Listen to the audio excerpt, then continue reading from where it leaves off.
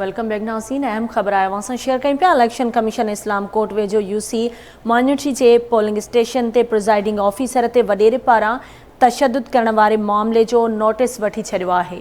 वडेरे खिलाफ़ कार्रवाई जो हुकुम ॾिनो वियो आहे। वडेरो गुलाम मोहम्मद माफ़ी वठण लाइ प्रिज़ाइडिंग ऑफिसर डॉक्टर घनश्याम जे घर पहुची वियो आहे, जॾहिं त डॉक्टर घनश्याम जे चवण आहे त MPA ठाह लाइ ज़ोर भरियो आहे। इलेक्शन कमीशन इस्लाम कोट वेझो यूसी मांझठे जे पोलिंग स्टेशन ते प्रिज़ाइडिंग ऑफिसर ते वडेरे पारां तशद्दुद करण वारे मामले जो नोटिस वठी छॾियो आहे। वडेरे खिलाफ़ कार्रवाई जो हुकुम ॾिनो वियो आहे।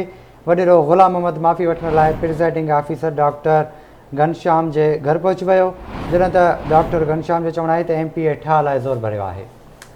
तफ़सील मालूम कंदासीं। इस्लाम कोट में आवाज़ जे रिपोर्टर कोशिश कंदासीं इन हवाले सां तफ़सील मालूम करे सघूं। अव्हांखे आगाह कयूं पिया इलेक्शन कमीशन इस्लाम कोट वेझो यूसी माइनॉरिटी जे पोलिंग स्टेशन ते प्रिज़ाइडिंग ऑफिसर ते वडेरे पारां तशद्दुद करण वारे मामले जो नोटिस वरितो आहे।